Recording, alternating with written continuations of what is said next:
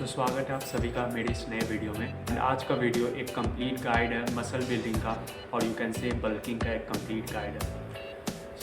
अगर आप मेरे इस चैनल में नए हैं तो सबसे पहले सब्सक्राइब बटन को दबा दीजिएगा, it gives me extra motivation.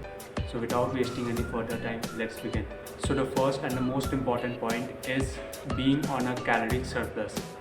जैसे मैंने पिछले वीडियो में कैलोरी डेफिसिट समझाया था, calorie surplus is exact opposite of it.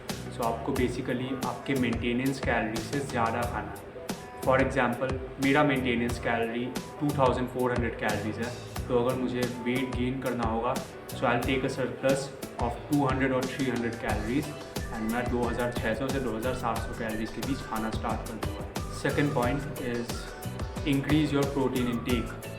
तो protein is the most important macronutrient when it's come to muscle building.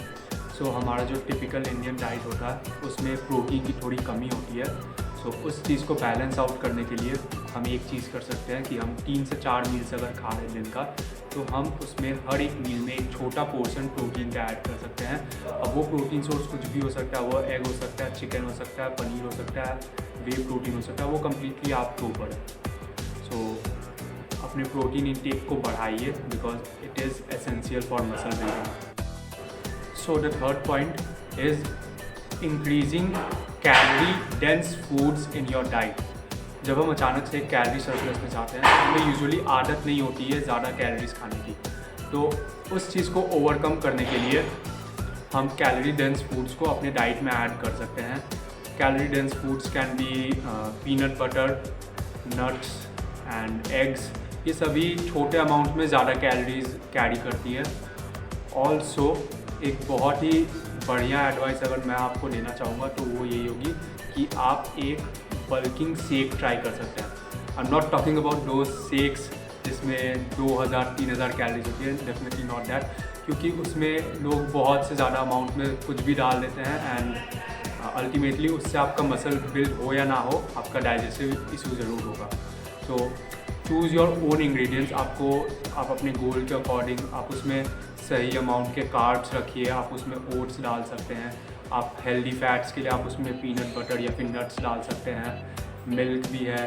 And अगर आपको उसमें प्रोटीन इंटेक ज़्यादा रखना है तो आप उसमें वे प्रोटीन भी डाल सकते हैं। तो आप एक अपने टेस्ट के अकॉर्डिंग और अपने प्रेफरेंस के अकॉर्डिंग एक बल्किंग शेक आप बना सकते हैं।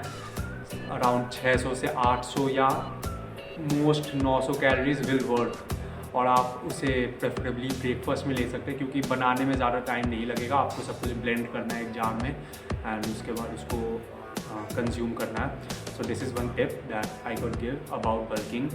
तो कैलोरिक सरप्लस में रहना है, हमें प्रोटीन इंटेक बढ़ाना है एंड कैलोरी डेंस फूड्स हमें अपने डाइट में ऐड करना है। Next point is eat clean sources of food. तो बल्किंग में एक बहुत ही बड़ा मिसकंसेप्शन फैला हुआ है लोगों के बीच, जो कि है कि आप बल्किंग के टाइम कुछ भी खा सकते हैं। They are also given it a name and the name is dirty bulking. Dirty bulking basically उसमें लोग क्या करते हैं कि सब कुछ like they don't follow structure diet, in fact they eat everything they can. वो काइंड ऑफ आप बोल सकते हैं कि बहुत ही अनहेल्दी फूड्स को भी, लाइक बहुत ही ज़्यादा कैलोरीज वाले फूड्स को भी अपने डाइट में ऐड कर देते, जैसे पेस्ट्रीज हो गए, बर्गर्स हो गए and all that, and they think that they are gonna build themselves up with that. अब डर्टी बल्किंग में है ये कि आपका वेट बढ़ेगा। Of course you might gain a lot of weight, but उसमें से मेजॉरिटी पोर्शन जो होगा वो फैट होगा।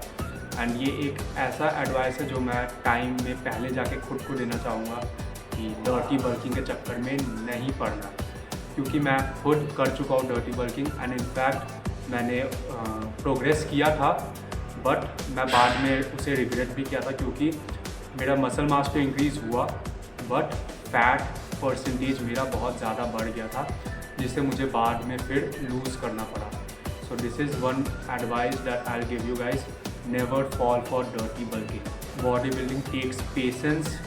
आपको 6 महीने में आपकी बॉडी नहीं बनने वाली है, आपको 3 साल 4 साल 5 साल लगाने पड़ेंगे। इनफैक्ट मैं बोलूँगा कि टाइम को मत देखिए, आप बस एफर्ट पुट इन करिए, बस कंसिस्टेंट रहिए, you will get results. This is a long process. This is like आपको इसे अपना लाइफस्टाइल बनाना पड़ेगा। You have to fall in love with the process. Because एक कोट है, the man who loves walking will walk further than the man who loves the destination. तो इस process से आपको अपना डेडिकेशन देना पड़ेगा एंड आपको, जैसे मैंने कहा कि you have to fall in love with this process. आपको कंसिस्टेंट रहना होगा, अपने कैलोरीज ट्रैक करने होंगे एंड आपको साथ ही साथ रेगुलर वर्कआउट करना पड़ेगा एंड पेशेंस इज़ द की। अगर आप कंसिस्टेंट रहेंगे तो आपको रिजल्ट ज़रूर मिलेंगे। Trust me, this is a long process, but इतनी जल्दी टाइम पास होगा आपको रियलाइज़ भी नहीं होगा। I have gone from 56 kgs to 73 kgs right now and मैं अपने बिफोर एंड आफ्टर पिक्स भी ऐड कर दूंगा, आप देख ही सकते हैं। Next mistake that you might be making is cutting way too early. कुछ लोग ऐसे होते हैं कि उन्हें एब्स चाहिए होता है and what they basically do is कि वो 6-7 महीने जिम करने के बाद स्ट्रेट अवे कट पे चले जाते हैं। Definitely without clothes they look good, but when they put on the clothes they look skinny. 6-7 महीने जिम करने से आप इतना मसल मास पुट ऑन नहीं कर लेंगे कि you are good enough to cut. Until and unless you are obese, until unless आप मोटे हो, there is no point in cutting. There is a reason why I am promoting lean bulking, क्योंकि lean bulking takes time. It easier to destroy a building than to build one. So similarly आप अपने physique को भी जब build कर रहे हैं, it will take longer than cutting. आपने देखे ही होंगे बॉडी बिल्डर्स यूजुअली 8-9 महीने बल्क करते हैं and they take 3 to 4 months to cut. This reason why, क्योंकि कटिंग में ज़्यादा टाइम नहीं लगता compare to bulking. Of course muscle put on करने में टाइम लगता है एंड जब आप नेचुरली बल्क कर रहे हैं, आप लीन बल्क कर रहे हैं, so it will take a lot of time and बिल्कुल आपके वर्कआउट जर्नी के शुरुआत में कट करने से आप अपने पोटेंशियल को किल कर रहे हैं, आप अपने प्रोग्रेस को किल कर रहे हैं। इनफैक्ट ये सिर्फ मैं नहीं, बल्कि जितने भी रिनाउंड फिटनेस एक्सपर्ट्स हैं एंड इन्फ्लुएंसर्स हैं, उन सभी ने ये कहा है कि हमारे वर्कआउट जर्नी का पहले 2.5-3 years you should invest it on a clean bulk if you are skinny. So the conclusion comes out कि until unless you are obese or overweight, there is no point in cutting in the first half of your workout journey.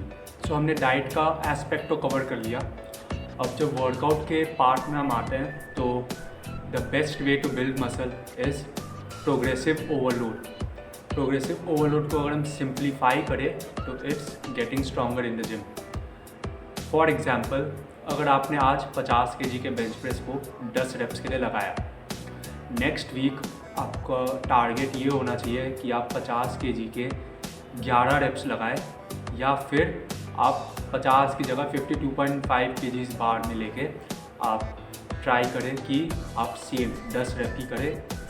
तो basically your goal should be getting stronger in the gym and progressive overload is all about getting stronger in the gym. आप अपने according, आप अपने preferences के according एक अपना workout plan draft कीजिए and उसे 2-3 महीने के लिए फॉलो कीजिए।